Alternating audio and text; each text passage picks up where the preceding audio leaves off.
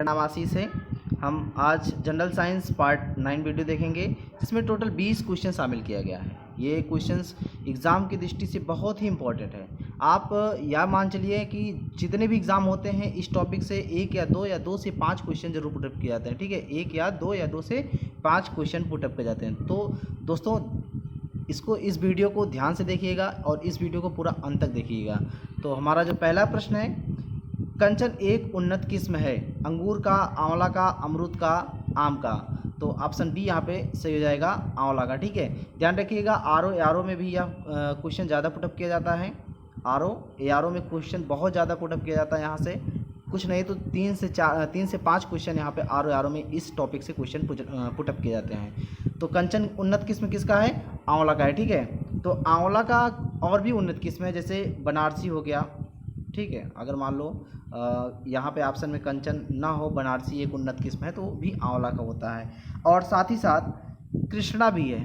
ठीक है, कृष्णा भी आंवला का ही एक उन्नत किस्म है। तो दूसरे क्वेश्चन तरफ पढ़ेंगे। जो हमारा दूसरा क्वेश्चन है, CO 1148 एक महत्वपूर्ण प्रजाति है, गेहूं की, धान की, मक्का की या गन्ना की। तो ऑप्शन डी यहाँ पर सही हो जाएगा, गन्ना की। ठीक है,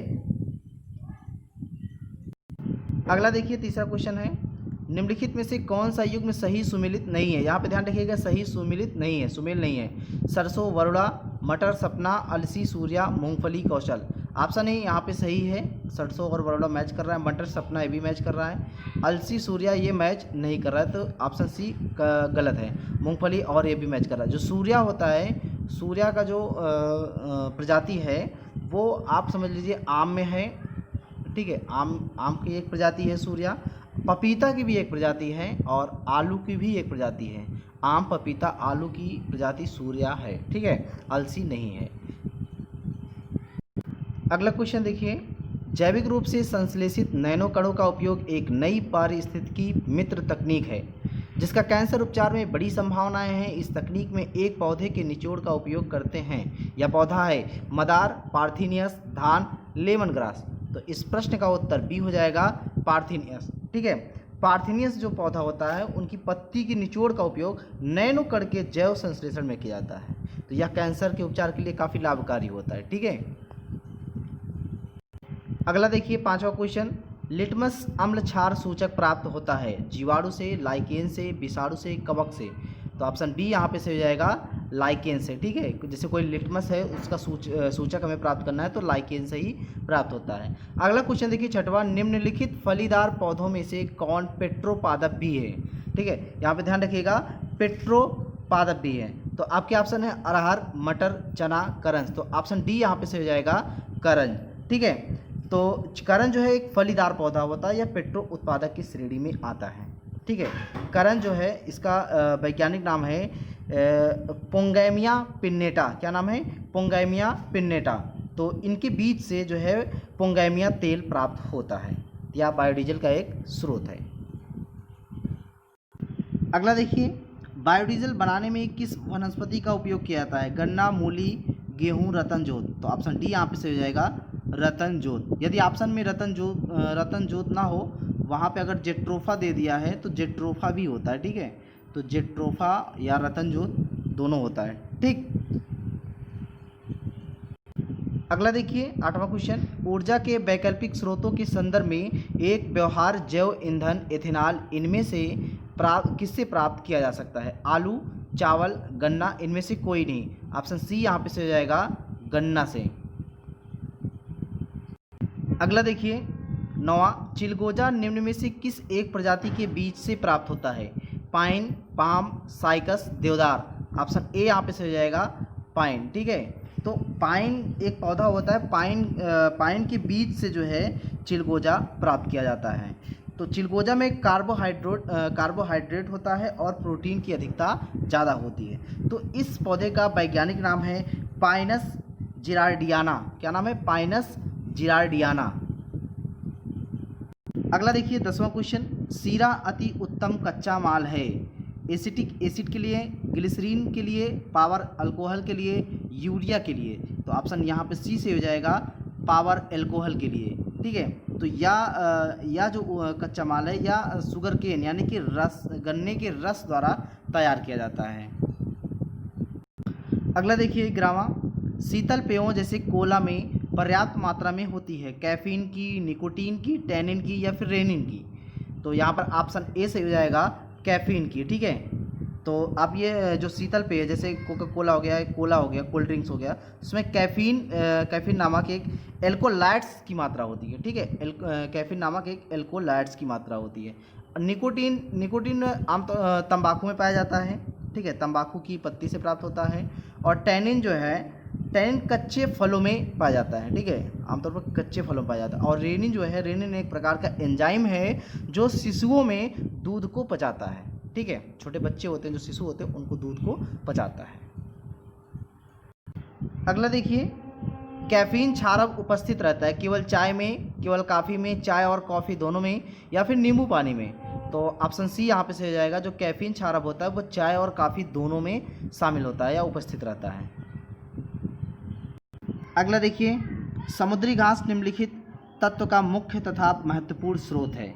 तो ऑप्शन देखिए, आयोडीन, ब्रोमीन, गंधक, क्लोरीन। तो ऑप्शन ए यहाँ पे से हो जाएगा, आयोडीन। ठीक है, तो आयोडीन के जैसे कि जो मुख्य स्रोत होता है वो समुद्री घास से होता है। समुद्री घास में जैसे केल्प होता है। ठीक है, ये समुद्री घास है, केल्प, नोरी और कैम्बू बैंकेम। ठीक है, कैम्बू और बैंकेम, ये सभी क्या समुद्री घास है, तो वहाँ से ये प्राप्त किया जाता है आयोडीन। अगला देखिए, 14वां क्वेश्चन देखिए, निम्नलिखित कथनों पर विचार कीजिए। कपूर है इधर, कासनी, चिकोरी, वनीला, उपयुक्त में से कौन सा पादप उत्पाद है? केवल एक और दो, केवल तीन, केवल एक और तीन, एक, दो और तीन। तो इसका सही आंसर हो जाएगा डी, एक, दो, तीन, तीनों जो है पादप उत्पाद हैं। अब जो कपूर होता है, आपको बता दूं, जो कपूर होता है, कपूर सिनामोमम कैम्फोरा। ठीक है, क्या? सिनामोमम